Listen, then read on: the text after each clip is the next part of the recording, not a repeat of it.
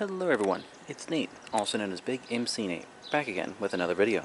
This time, we're actually introducing a bike. In this case, we're introducing none other than Captain Jack, the 2002 Harley Davidson Road King.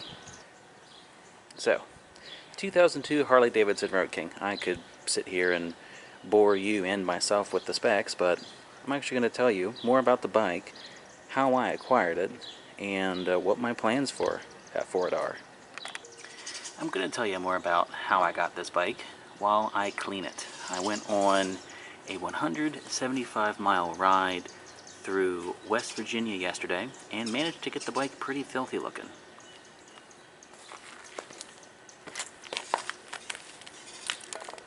So how did I acquire this bike?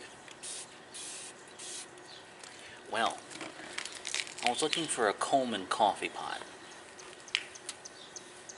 And what do I mean by that? I was browsing on Facebook Marketplace, as one does, for camping equipment. Growing up, I camped in a tow-behind and in a fifth-wheel RV. Now, instead of those, I moved to a pop-up RV.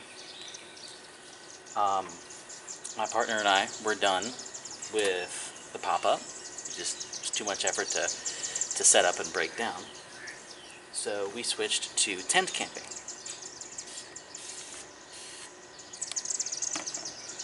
We acquired a tent, and I took to Amazon to get all of the necessary camping essentials, all the gear. But I was looking for a non-electric coffee pot, something that I could put on the camp stove and run with propane. So here I am, searching Facebook Marketplace, looking for a Coleman coffee pot. I found the Coleman coffee pot I was looking for, and when we went to go meet the seller and talk to the seller, they also had this Road King sitting in their garage. And it started off as a joke of, oh, well, if you look for anybody, or if you know anybody who's looking for a gently used Harley Davidson motorcycle, let us know. And I jokingly said, well, I'm kind of looking to upgrade from my 250cc Suzuki, so I might be interested. And I ended up forgetting to ever message that person back, probably for the better part of 2 or 3 weeks. So I finally messaged them back and expressed my interest in coming to look at the bike. The story behind it goes, the gentleman and his wife who owned it used to tour this bike. They bought it brand new in Maryland at a local Harley dealership about an hour and a half down the road in 2002, and it had 17,000 miles on it when I got it. It had always been garage kept. It always had been very well taken care of. Meticulous, I'd even say. So I test rode it, and right off the bat, the tires, and this was in 2023, the tires that were on it were OEM from 2002. So they were the first thing on the list to knock out getting replaced. On top of that, the bike needed a full fluid refresh, which, being an air-cooled bike, we didn't have to worry about coolant. It doesn't have a hydraulic clutch, so we didn't need to worry about clutch fluid, but we ended up needing to flush both the front and rear brakes, completely refresh the gearbox, primary, and crankcase oil, and then all in all, the bike needed a bath. It had about a year worth of garage goo on it, I think is the best way to word it. The bike didn't move for a year. So we were able to apply power to the battery through a jump box, and it started up. But the bike sputtered, coughed, and fell all over itself when trying to ride it. On top of that, the odometer and speedometer didn't work, meaning the speed sensor in the gearbox this doesn't have ABS, so there's no front wheel speed sensor or rear wheel speed sensor, so it only picks up its speed through the transmission. So because of that, that sensor is magnetic. It picks up all sorts of shmoo from inside the gearbox and eventually stops working. So that got replaced as well. So after enjoying it for about 1,000 miles, it developed a heck of a misfire. And It was something that was intermittent. It would only happen when the bike was hot, and would go away when the bike was cold. So on these bikes, to change the coil and wires, you must remove the gas tank. There's no way to get to the coil unless you remove the gas tank, which in and of itself is an hour-long affair. I pulled the gas tank off and learned a lot about Harleys that day, and why I don't particularly enjoy working on them. It's a test of your frustration, or a test of your patience. So, pulled the gas tank off, swamped the coil and wires. It's sort of a Hail Mary. I don't know what it could have been, but that made no difference. So, for the better part of 2023, from about October onward, the bike just sat on a tender, doing nothing.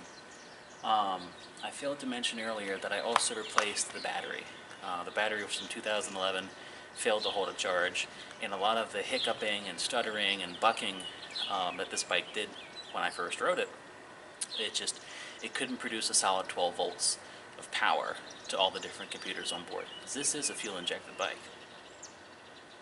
Replacing the battery, which at that point was north of 12 to 13 years old, did fix a lot of its running issues. But as I mentioned previously, the bike had developed a nasty misfire, which I threw the parts cannon at, thinking that would make a difference, but it didn't. And before those of you inquiring minds ask, this is Turtle Wax Streak-Free Mist Slick Shine Quick Detailer. It's a fancy waterless wash. It's $6 at your local insert consumer store here. Walmart, Myers, if you're up north. Sam's Club might have it. But any of your major big box stores, there's the word I'm looking for. Wow, this windshield got smothered yesterday. And that's a bee. And that was a bee. We don't much like bees. So,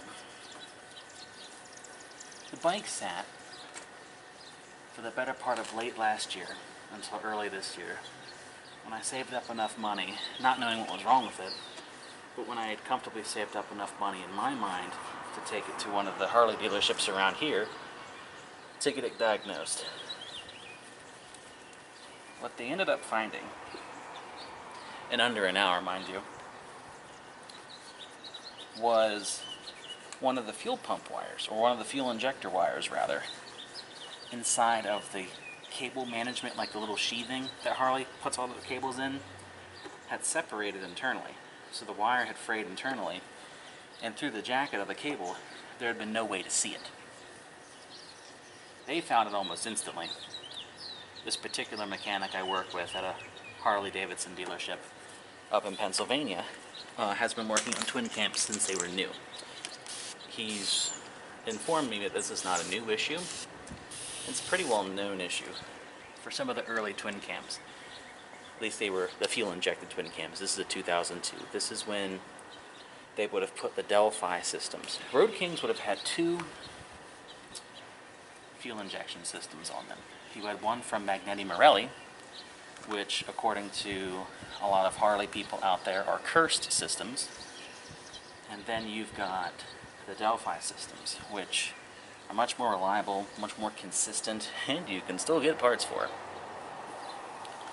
So that was at 18,000 miles, and now the bike just rolled over to 22,000 miles yesterday, and since then it's had the cam chain and cam chain tensioner swapped. It has the updated hydraulic cam chain tensioner in it.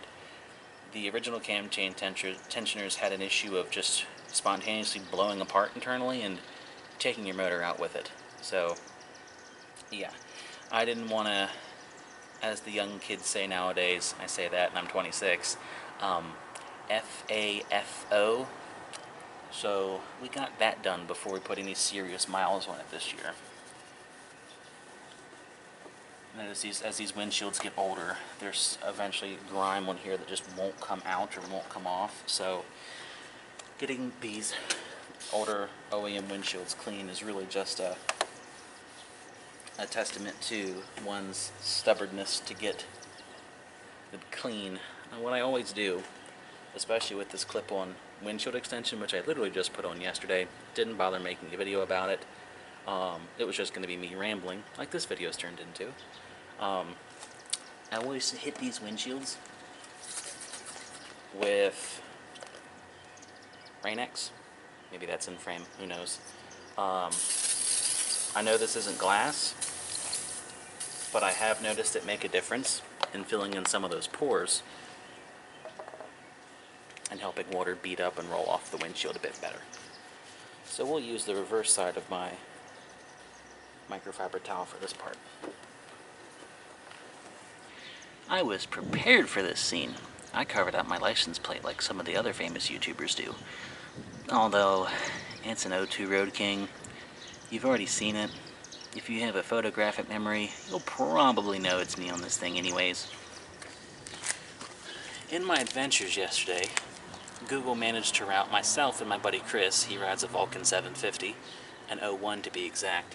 It routed us across a gravel road up in the hills of West Virginia, and by the time we had found the road, we were already kind of committed to that route anyways, so we pressed on about 45 minutes worth of what really would have been ADV territory. But any bike is an ADV bike if you're brave enough.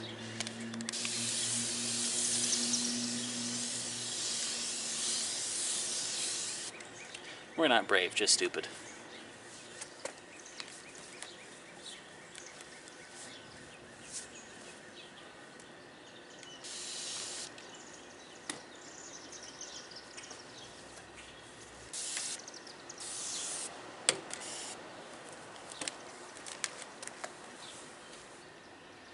Even though the bike has its battle scars from just normal wear and tear and riding, it still does clean up quite nicely.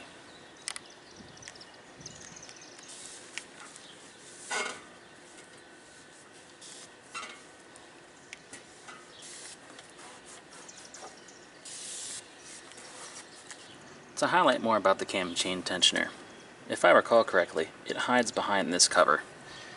Long and the short, if that fails, I said in not so many words it will grenade your motor. But these bikes, and I might be saying this wrong, are a dry sump. That is to say, oil doesn't live in the motor, but rather it lives in an oil pan. These bikes, you actually check the motor oil on when they are on the kickstand and warm. At least the Road Kings you do. Because these Road Kings have a dipstick, and a considerably sized dipstick at that. So you must check them warm while they're on the kickstand. But when in doubt, refer to your owner's manual. That's at least what mine says. But the cam chain tensioners need to get done, preferably when you're already doing an oil change, as this area sits in an oil bath. But in here is what keeps the top side of your motor and the bottom side of your motor in time with each other. That tensioner fails, chain snaps, anything like that, it will send a piston careening toward a valve at whatever RPM you're currently running at. Today is Monday the 29th of April. This Saturday is May 4th. Yeah, May 4th? That sounds right. I'm going to be joining a bunch of other YouTubers and motorcycle vloggers at the Life of Birch meetup in Annapolis. Being here in the West Virginia Panhandle, I'm too close not to go and potentially make some new friends out of the deal. So that'll be exciting. Still debating how much, if anything, I want to record. I'm going to think of their names in a minute. Jeremiah with...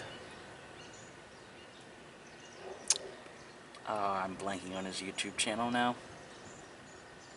Jeremiah with The Ride of a Lifetime. I believe his buddy Jesse. Maybe if Quasi-Motard joins them as he rides up from Texas, he'll be along too. Either way, we're going to be meeting in a little town in Maryland. We're riding in from super far out west, and I will hopefully get to join them. That's what the tentative plan is, so we can all ride to Annapolis together. I somehow, right place, right time, get to hang out with these awesome folks. So, gentlemen, if any of you are watching this, I'm very thankful and appreciative that you're willing to allow little old me into the Cool Kids Club.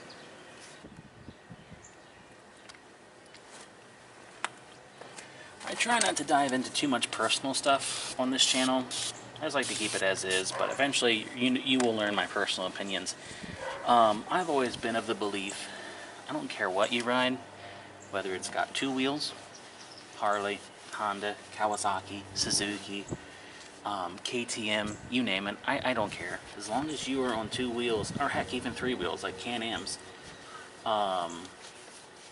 this is the first thing that come to mind. You're doing it right. Your knees are in the breeze. You are doing it right. I will never understand the mentality of, if you don't ride a Harley, you don't ride a real bike. I don't subscribe to that. I don't agree with that. I think it's very narrow-minded, and I will not propagate that belief on this channel. And I would ask my viewers to do the same. Gee, maybe if I had not lost my sunglasses for the 13th time so far this week, and it's only a Monday, I wouldn't be squinting looking at the camera because the sun is bright. Giant ball of fire is hot and bright.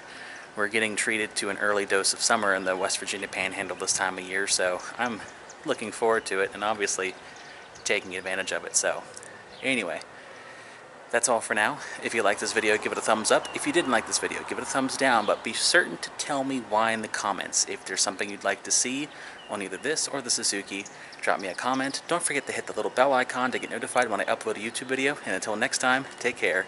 See ya. Goodbye. Oh yeah, the Suzuki, the thing I keep forgetting to film a video about. I'll do that eventually.